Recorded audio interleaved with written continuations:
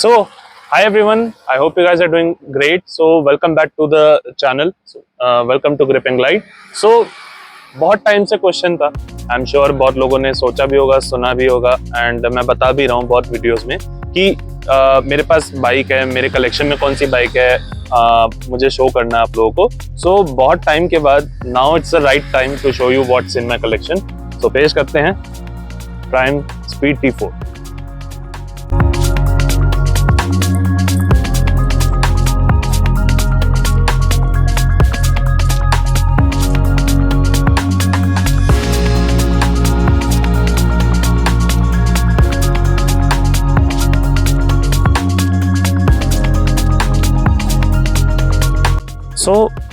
ये बाइक जो मैंने खरीदी थी तो मैंने अप्रैल में खरीदी थी. रीज़न इसका ये था कि मुझे लेनी थी, एक बाइक तो लेनी थी ऑब्वियसली. तो बाइक लेनी थी तो उसके अकॉर्डिंग बेस्ट बाइक कौन सी थी अंडर 350 और 400 सीसी. तो ऑब्वियसली यहाँ पे कुछ ऑब्वियस चॉइसेस थे, जैसे कि आपका रॉयल एनफील्ड का हंटर हो गया, डोमिनार 400 हो गया, पल्सर NS 400 हो गया. तो you are having quite a good choice. But उसके बावजूद भी मेरे को लग रहा था कि नहीं, मेरे को ये बाइक नहीं लेनी है, क्योंकि the reason behind this was कि मुझे ऐसा एक बाइक लेनी थी जिससे एक तो पहले अटेंशन ग्रैब हो, बट उससे भी ज़्यादा इम्पॉर्टेंट है कि वो बाइक जो परफॉर्म करे. तो परफॉर्मेंस वाइज में जो मुझे लग रहा था, हंटर ऑब्वियसली वो बनाई इसलिए गई थी कि वो कम्यूटिंग के साथ साथ वो परफॉर्मेंस वाली बाइक भी हो. तो हंटर एक वो अट्रैक्टिव बन रही थी मेरे लिए कि हाँ मैं हंटर ले सकता हूँ. So I was thinking about it. मगर जब मेरे दिमाग में ये आया कि let's go for another choices, तो फिर डोमिनार पे मैंने सोचा यार डोमिनार और पल्सर NS 400 तो generally everyone takes this bike. तो मेरा नहीं था कि हाँ मुझे वो बाइक लेनी है. बट फिर भी मैं और भी चॉइसेस को मैं गो थ्रू किया हूँ. तो जैसे कि मैं गया और मैंने थोड़ा सर्च किया, एक्सप्लोर किया, so I got to know about Triumph Speed T4. तब मेरे को लगा कि हाँ यार ट्रायम्फ स्पीड T4 है और ट्रायम्फ ऐसी बाइक निकाल रहा है which is affordable for us specially first of all. But उसके साथ साथ ट्रायम्फ एक ऐसी बाइक निकाल रहा है जो आपके लिए कम बजट में है, मगर it will give you a good performance. तो दैट इज़ द रीज़न कि why I bought this bike. और बहुत अच्छी बाइक थी मेरे लिए. तो मैंने जब ये बाइक ली तो ये करीब करीब 250 या 270 2.7 लाख, अगर इसको मैं और इलेबोरेट करूं तो 2.7 लाख के आसपास मैंने बाइक ली है. एंड उसके साथ साथ क्या क्या चीज़ें कवर हुई हैं, ऑब्वियसली जो मैंने अप्रैल में लिया था, तो अब GST के बारे में जो बात हो रही है, तो GST तब नहीं था, मतलब था भी बट वो 18% था. Now it's been 40% obviously. तो 40% का अभी तो फिलहाल ट्रायम्फ ने दे बेयर्ड इट, तो उन्होंने मतलब उसको अपने मैन्युफैक्चरिंग कॉस्ट में डाल रखा है. तो that is a big thing. तो अभी क्या है, जो कॉस्ट है अभी इसकी वो सेम ही कॉस्ट है which was before the GST norms जो पहले रिलीज हुआ था. तो अब अगर इस बाइक के बारे में बात करेंगे, so let's go for the review. तो अब हम बात करते हैं इस बारे में.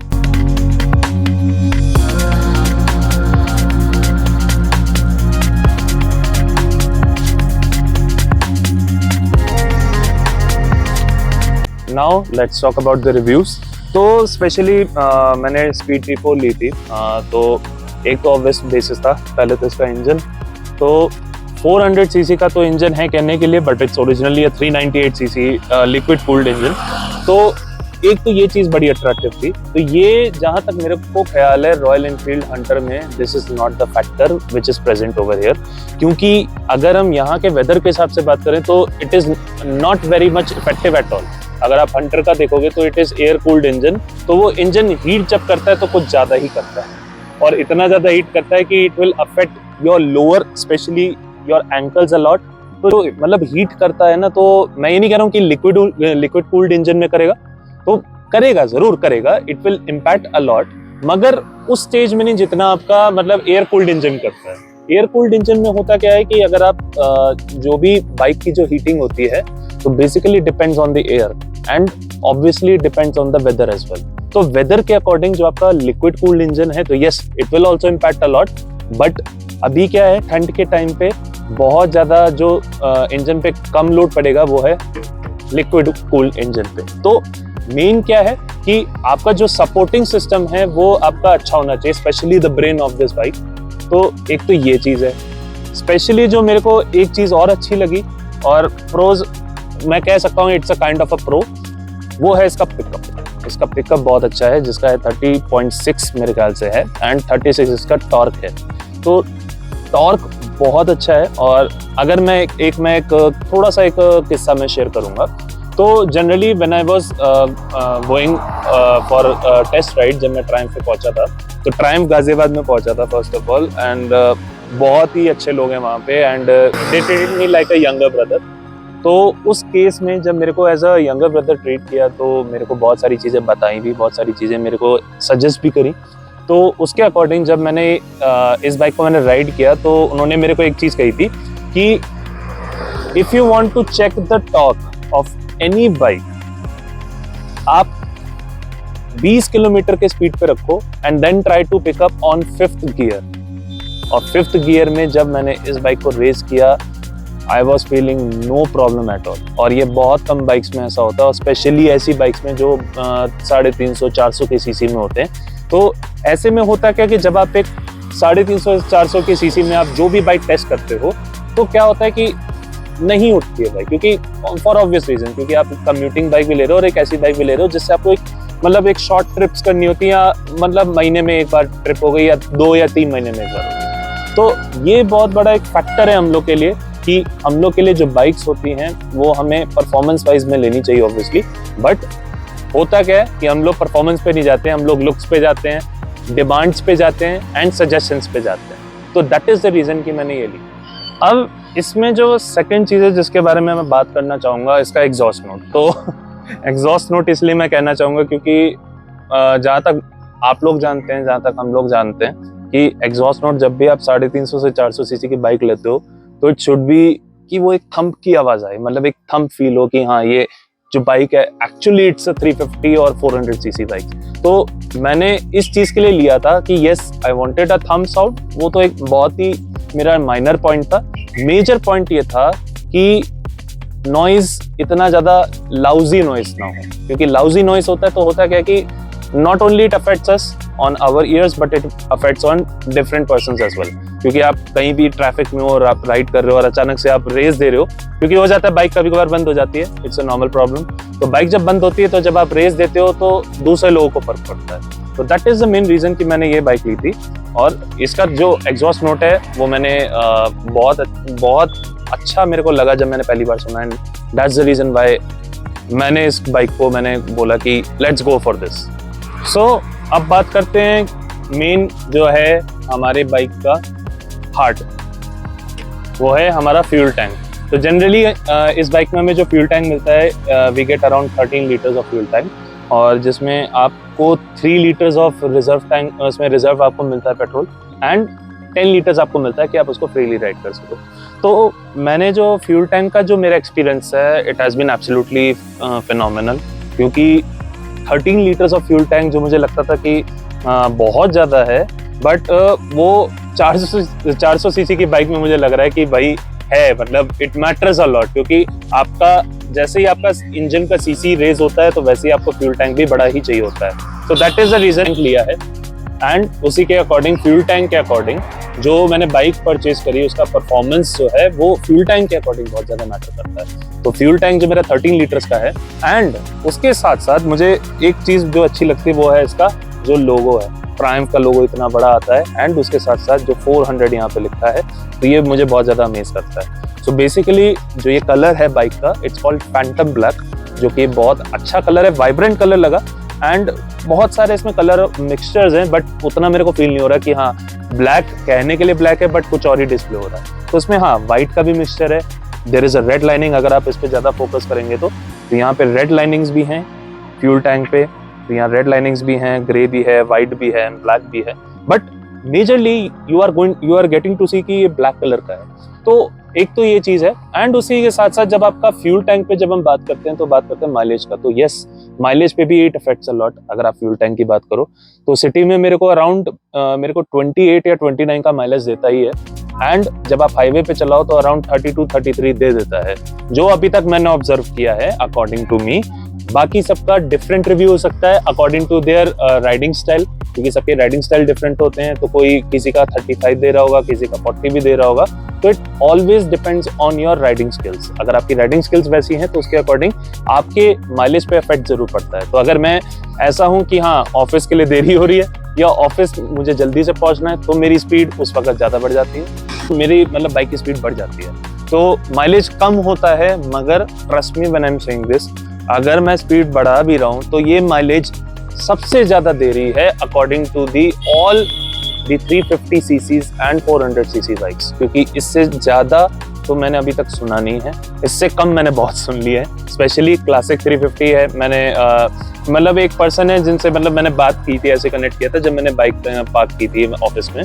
तो generally I connected with him and he told me कि उनके पास क्लासिक 350 है, जो कि आई थिंक 17 या 18 मॉडल की है, 2018 टू बी वेरी स्पेसिफिक। तो उसके अकॉर्डिंग उनका जो माइलेज था वो अराउंड 21-22 का दे रहा है। अब दैट इज द थिंग जो मेरे को बहुत ज्यादा प्लीजिंग लगी कि मैंने ऐसी बाइक परचेज करी है which gives me a good amount of range according to the fuel.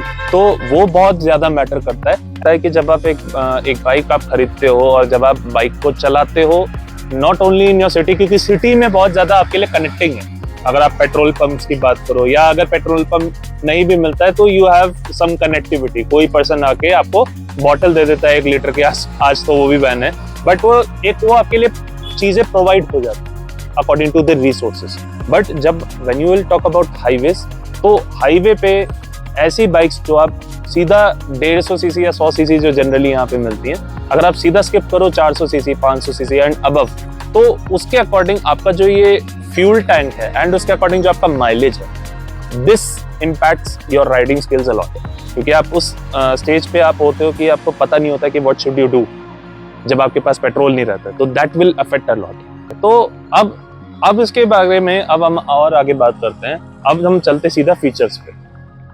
अब जो मेरे लिए सबसे ज़्यादा अच्छी चीज़ें तो नहीं कहूँगा, बट जो यहाँ पे मेन फीचर्स हैं जो यहाँ पे हैं, तो फीचर्स यहाँ पे ज़्यादातर हमारे यहाँ पे प्रेजेंट होती हैं।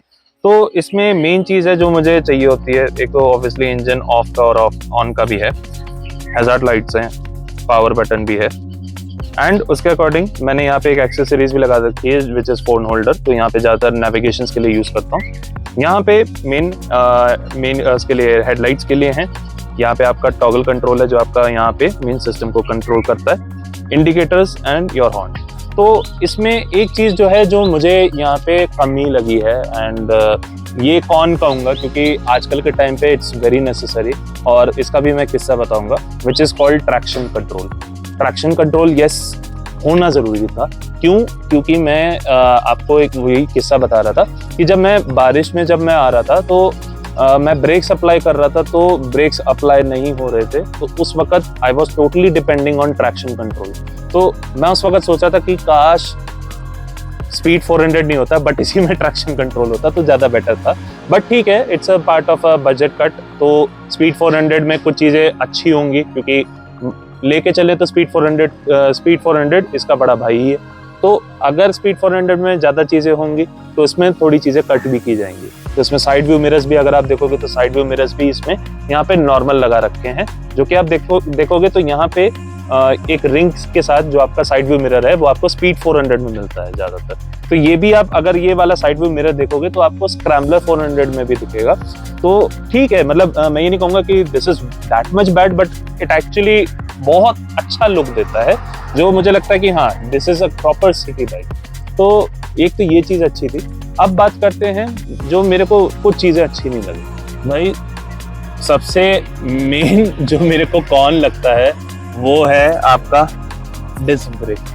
बहुत ही बड़ा डिसएडवांटेज है, एंड आई एम श्योर जो भी कोई पर्सन जिनके पास स्पीड P4 होगा तो ही और she must be complaining about this a lot at the service centre और एट द शोरूम कि यार इसका जो डिस्क पैड है बहुत जल्दी खत्म हो जाता है। एंड ट्रस्ट मी, मैंने भी जब मेरे 2 बार मेरे डिस्क पैड खत्म हो चुके हैं, बट हाँ ये डिस्क पैड जो खत्म होते हैं तो ये बहुत कम रेंज में खत्म हो जाते हैं। एंड कम रेंज का मतलब है करीब 2000 किलोमीटर से भी कम में हो जाते हैं। तो ये इसका रीज़न क्या है कि ज़्यादातर हम लोग ब्रेक्स पे बहुत ज़्यादा डिपेंडेंट होते हैं, एंड इसमें कोई भी गलत नहीं है, क्योंकि यहाँ पे ट्रैफिक का कोई कंट्रोल नहीं है। तो लोग अपने हिसाब से ब्रेक जैसे भी अप्लाई करना चाहें, like I said, it's according to their riding style. तो जैसे कि हम लोग स्पीडोमीटर की बात कर रहे थे, तो यहाँ पे मैंने बहुत सारे कंट्रोल सिखाए। तो let's move on to the speedometer. तो जैसे मैं इसको ऑन करता हूँ, तो ज़्यादातर बाइक स्टार्ट होने से पहले तो नीडल पूरा गो थ्रू करता है। तो यहाँ पे आपका गियर शिफ्ट दिखाता है, तो बेसिकली इट्स ऑन न्यूट्रल। यहाँ पे मैंने इतना चला लिया है, तो ऑब्वियसली अगर मेरा एक्सपीरियंस 8700 में है तो कुछ लोग एक्सेप्ट भी करेंगे, कुछ लोग नहीं भी करेंगे। तो यहाँ पे आपका फ्यूल गेज दिखाता है कि आपका कितना फ्यूल है इसमें प्रेजेंट, ठीक है। और आपका यहाँ पे जो 0 से लेके 10 तक है, ये आपका आरपीएम शो करता है इन टर्म्स ऑफ थाउजेंड्स में, ठीक है। तो ये मैं समझना कि 2 आरपीएम इट्स 2000 आरपीएम, और 4000, 6000, 8000, 10000 वाइस वर्सा। अब यहाँ पे आपका जो है, ये आपका नॉर्मल स्पीड जो रहता है 0 से 180, ठीक है। तो टॉप स्पीड जहां तक मेरे को पता चली है वो 135 के आसपास है, बट मैंने चलाई है 120 तक चलाई है। तो बहुत अच्छा परफॉर्म करती है, क्योंकि ये वॉबल भी नहीं करती। मेन क्या होता है कि आपका स्पीड जो है वो आपका वॉबल कर जाता है हैंडल, तो वो कभी नहीं करता। ट्रायम्फ में ये चीज में बहुत अच्छी क्वालिटी है। तो अब यहाँ पे बात करते हैं मेन, यहाँ पे आपका इंजन्स का आपको यहाँ पे ड्रिप का मिल जाता है, आपको यहाँ पे एबीएस का मिल जाता है, न्यूट्रल का आपको यहाँ शो कर देता है, यहाँ पे आपको हैजार्ड का भी शो कर देता है, और यहाँ पे आपका जो रिजर्व में आती है जब आपकी बाइक, तो ये आपका रिजर्व में भी शो करता है। अदरवाइज जो आपका ये जो स्पीडोमीटर है, इसका एज इट इज आपको स्पीड 400 में भी मिल जाएगा, क्योंकि यहाँ पे ट्रैक्शन कंट्रोल का भी इसमें आइकन बना हुआ है। तो यहाँ पे ट्रैक्शन कंट्रोल ऑन और ट्रैक्शन कंट्रोल ऑफ का भी है, और ऑब्वियसली यहाँ पे आपका थर्मोमीटर का भी है। तो अब अगर if I talk about the riding review, तो अब मैंने जैसे कि मैंने आपको बताया कि 8700 का लमसम मैंने चला लिया है। तो मैं अगर इसका एक्सपीरियंस कहूँ इन शॉर्ट वे, तो इट हैज़ बीन मैग्निफिसेंट, क्योंकि 400 सीसी में you can not expect everything to be here, जो मैं मानता हूँ और जो आप भी मानते हैं। बट ये ऐसी बाइक है जो आपको कंफर्टेबल तो बनाएगा ही बनाएगा, बट आपको परफॉर्मेंस बिल्कुल टॉप नॉच देगा। जो मैंने आज तक अभी तक मैंने जो चलाई है 8700 किलोमीटर में, तो एक बार भी मुझे फील नहीं हुआ कि मैंने इतनी खराब बाइक नहीं देखी। ये मेरे मुंह से आज तक ना निकला है, और मेरे ख्याल से ना आगे निकलेगा, क्योंकि इसकी परफॉर्मेंस बिल्कुल स्मूथ रही है। गियर शिफ्टिंग में कोई प्रॉब्लम नहीं आई है। ब्रेकिंग ऑब्वियसली हाँ, ब्रेक पैड में फर्क है, बट ब्रेकिंग अच्छी है इसकी, जो मैं मानता हूँ। एंड जो आपका परफॉर्मेंस वाइज में जो आपका टायर प्रेशर है, जो आपके एबीएस है, एबीएस बहुत ज्यादा अच्छे से काम करता है, और इसमें डुअल साइड एबीएस है। तो इस रियर वाले में भी एबीएस चलता है, एंड ऑब्वियसली फ्रंट वाले में भी चलता है। तो दोनों में इसमें एबीएस है, जो बहुत बड़ा एडवांटेज है। और जब आप ब्रेकिंग लगाते हो, यू फील द सेम कि आपका दोनों साइड से आपका एबीएस वर्क कर रहा है। तो ओवरऑल अगर मैं इसका एक्सपीरियंस कहूँ, तो यस, ये इस बाइक ने मेरे को बहुत खुश करा है, and I am sure it will make me happy for a long period of time. क्योंकि मैंने ट्रिप्स मैंने करी हैं, मैंने छोटे मोटे ट्रिप्स करे हैं, मैंने इवेंट्स भी मैंने ज्वाइन किए। जैसे एक तो आपने देखा ही है वर्ल्ड ऑफ ट्रायम्फ का है, बट मैंने एक और भी इवेंट्स ज्वाइन कर रखे हैं। तो आई एम होपिंग कि ऐसे छोटे मोटे इवेंट्स होंगे या ऐसे ट्रिप्स होंगे, तो obviously I try to join, ताकि उसमें क्या ऑब्जर्वेशंस रहती हैं, क्या मेरे को नई नई चीज़ें सीखने को मिलती हैं, और आपको भी मिलती हैं ऑब्वियसली, तो वो सब आपको जानने को मिलेगा। तो दिस बाइक का अगर मैं कोई रेटिंग नहीं दूंगा, बट यस, इट्स मतलब बहुत ही बेस्ट वाले बाइक में से अगर मैं सेगमेंट में कहूँ, तो ये बेस्ट सेगमेंट में जाता है, एंड इसने मेरे को कभी बुरा नहीं करना। सो आई एम श्योर कि आप लोगों को बाइक बहुत अच्छी लगी होगी, और कैसा आपको लगा है और क्या आपके एक्सपीरियंसेस रहे हैं, and I am very glad कि अगर आप अपने एक्सपीरियंसेस भी शेयर करेंगे कमेंट सेक्शन में, सो आई विल बी ऑब्लाइज्ड। तो प्लीज़ आप ज़रूर लाइक करिएगा इस वीडियो को, सब्सक्राइब ज़रूर कर लीजिएगा ग्रिप एंड ग्लाइड के चैनल को, बहुत इंपॉर्टेंट है, क्योंकि ऐसे और भी वीडियोस आपके पास आते रहेंगे, ऐसे और भी चीज़ें आपको सुनने को मिलती रहेंगी about new bikes, new accessories, everything जो बाइक से कनेक्टेड है। तो ये आपको बहुत चीज़ें आपको देखने को मिलेंगी, एंड आई एम श्योर ऐसा ही कनेक्शन हमारा बरकरार रहे, एंड ट्रस्ट मी, ऐसी बाइक्स बहुत देखने को मिलेगा। सो चलते हैं हम यहाँ से। So bye bye, take care and have a great day.